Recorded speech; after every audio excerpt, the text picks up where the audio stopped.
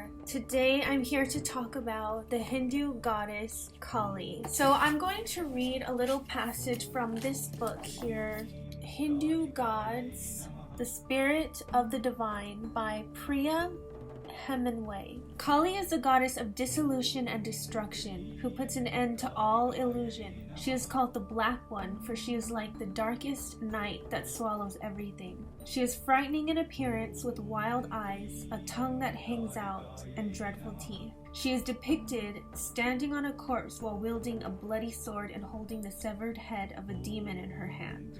So I'm just going to describe in my own words what happened here. There was a time when demons had overtaken the earth. The gods were trying to battle them. They didn't know what to do because there was this one demon named Raktabija. Sorry if I didn't pronounce that right. And he could not be killed because every time his blood spilled, each droplet would form into another one of him. So even when the gods tried to hurt him, he just kept reforming. So the gods went to Shiva, who is also a god of destruction and endings, and they tried to ask for his help. He is the god of self-realization, which is why he's pictured so much meditating, smoking ganja, exploring himself. He wants to know himself.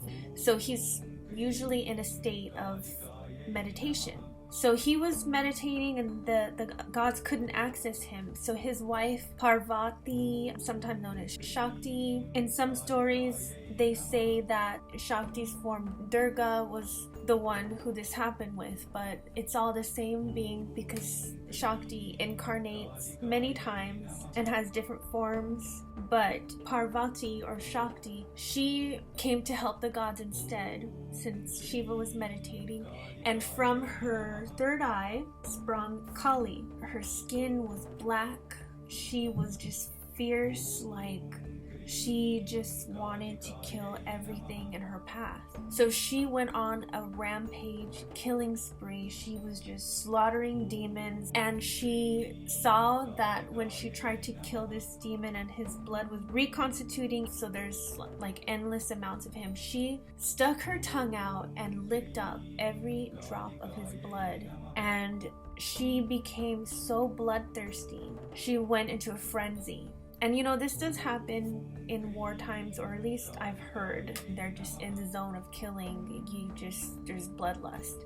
But that's what Kali is. She was just like in a frenzy. She killed anything that came into her path. And the only way that the gods could stop her was Shiva finally came and he laid on the floor underneath her feet. And that finally stopped her. That is what you see in the picture so often. Whenever you see Kali, you see Shiva laying underneath her feet. You see that she has a necklace of heads and body parts, and these are demon heads. So you can see why Hindus would worship her despite her fearsome appearance that some people would think is scary, but she is worshipped because she will destroy your enemies, seen and unseen. She will remove anything from your life that isn't serving you. And calling on her and chanting her mantras will invoke her and her ability to kill the demons circulating in your life, in your mind, and bringing you misery and depression. I don't have a representation of her on my altar because I just want to be careful with maintaining her type of energy. There are specific ways that Hindu statues need to be taken care of and maintained, and I just don't have that training. I have a very healthy respect for her and what she does, and for the time being I will leave taking care of her form to a Hindu temple and visit her there if I need to. And I want to clarify that the goddess Kali is not the same entity as the demon Kali, who presides over the Kali Yuga, which is one of the 4 ages that the world goes through, the 4 yugas. Kali Yuga is the last age. It's the most destructive one. It's where human consciousness is mostly on physical matter, and spirit is just, there's no spiritual connection anymore. It's an age of destruction, but that is ruled over by the demon Kali. That is not the goddess Kali. And some people even say that we are in the Kali Yuga right now. That's what's happening to this world. That's why it is the way it is, because we are in the Kali Yuga. It's the shortest Yuga. I believe they say it's about over 400,000 years, but I'm not going to speak anymore on that. So I felt called to make this video about Kali because of an actual experience that I had with her. She came to me in a dream, and it preceded, foretold, caused, I don't know, one of the most intense shakeups of my life. So after this visit from Kali, I mean, there were deaths, people died, you know, I lost my job, and with that, I lost my future. I mean, I thought my entire life was this one path, and I was going down this path, and everything that I'd done up until this point I thought was for this projected future, and that was done within a few months. And I can't even explain how that felt. Like, it was horrible, but it was a blessing. I'm going to describe this dream, if you want to call it that, and then after, just an interpretation without going into too many specific details because it's very personal. But what happened in this dream was I was in this apartment in a high-riser. And if you know about dream symbology, apartments or rooms that we're in can represent a room of consciousness that your life is currently in. And in this room with me were a bunch of couples. Some of them I knew, some were strangers. We're just kind of hanging out in this room. The room being a level of consciousness. And in walks Kali. And I'm like, oh my god, there's Kali. This is special. This is a goddess. She's here in my dream. Really wanted her to come up to me and to talk to me, because I thought any words she may say to me would be a true blessing and insight into my life. One by one, she went up to each couple or each group of people or each individual. She said something to them and they left the room. Or she gave them something, they left the room. And she was going up to everyone else except me. And I was like, oh, I guess she doesn't like me. I guess, you know, maybe there's something wrong with me, you know, she just doesn't want to talk to me. So I was just getting really hurt. Why is she not blessing me with her wisdom? But once every single person was cleared out of the room, she came up to me with a wooden type of briefcase looking game board. She came up to me with this game board and opened it up, and inside of it, it's giving me chills. Inside of it was kind of like a backgammon board where there's different slots of colors, and there were sections like that, but each one had a symbol of a different world religion in it. And she just opened it up and gave it to me. And that was the end of that experience. A few months later, someone where I was working died, bringing in some new kind of situation. It was very toxic. I was forced out, and this was my entire future. But it was very horrible environment for me, to the point where I couldn't even tell anymore. I just thought that life was like miserable. I thought I was lucky to have what I had then, but I was miserable. I mean, it was bad. And I had to leave.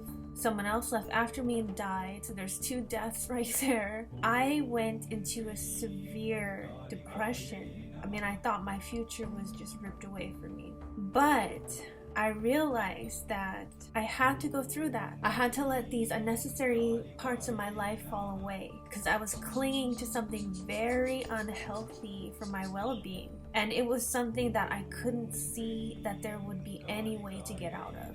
So I was just resigned to it. So Kali, she came and took care of it for me. She gave me that game board with all the religions on it. She was telling me that as she cleared all these people out of the room, so as she ended these things in my life, one by one they're gone, she gave me this board of spirituality. And it was telling me that when everything is taken away and you're at rock bottom, that spiritual practice will get you through it. And it could even be that these deaths happen to give me access, deeper access into the spiritual realms. And with my stars, my natal chart, I mean, I have Ketu and Moon and Mars in Scorpio in the 12th house. If you know anything about Vedic astrology, that's intense. That's death energy is the Scorpio. The 12th house is the house of moksha. It shows that obviously I'm willing to get to moksha through death and destruction. I mean, it's in my stars. Moksha, or liberation, is the most important thing in my life. Moksha is a transcendent state that is attained after release from the karmic cycle of death and rebirth. So to be liberated from that, and Kali is seen as the liberator. These kind of deaths that Kali represents, they seem to be a constant in my life. It's gotten to the point where I don't even put much into attachments anymore, not to people or situations in the physical world, not to items. I'm not that attached, because I know no matter what my plans may be, what someone's plans may be for me, with the limited vision of our egos, that Kali can come in at any time and snatch that away. And also, I trust in her to do that. I want her to clear away things that don't need to be there, because she knows things and she can see things that I can't. So I trust in her. And I know that desire is the cause of pain in life. You can read the Bhagavad Gita to learn more about that. So losing attachment to unnecessary things is the cure. Giving space and acceptance to people and what's happening around you is the true way to love, and to not be attached to things that are not serving you or holding you back on your spiritual path. And that is the energy that Kali is. If you are having trouble getting out of a situation, you just can't see your way out, you can call on her, but be careful. She will hack it away. If you feel like you may be suddenly taken over with dark moods, call on Kali. Her mantras will destroy bad energies around you.